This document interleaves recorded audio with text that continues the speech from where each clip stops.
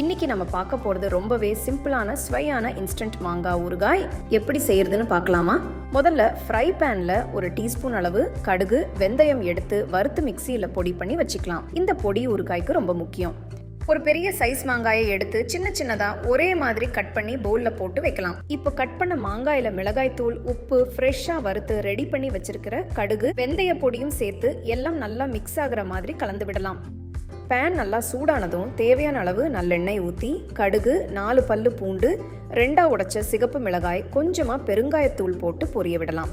கடுகு நல்லா பொரிஞ்சதும் கருவேப்பிலை சேர்க்கலாம். இந்த தாளிப்பை எடுத்து அப்படியே மாங்காய் ஊறுகாயில் சேர்த்து நல்லா மிக்ஸ் பண்ணுங்க. இந்த ஊறுகாய் 1 மணி நேரம் நல்லா ஊறினதுக்கு அப்புறம் சர்வ் பண்ணுங்க. தயிர் சாதம் கூட இது சூப்பர் காம்பினேஷன். கல்யாண வீட்டில் இந்த மாங்காய் ஊறுகாய் தான் ஃப்ரெஷ்ஷாக போட்டு யூஸ் பண்ணுவாங்க. இந்த ஊறுகாயை ஃப்ரிட்ஜில் வச்சு 1 வாரம் யூஸ் பண்ணலாம். சுவையான இன்ஸ்டன்ட் மாங்காய் ஊறுகாய் ரெடி.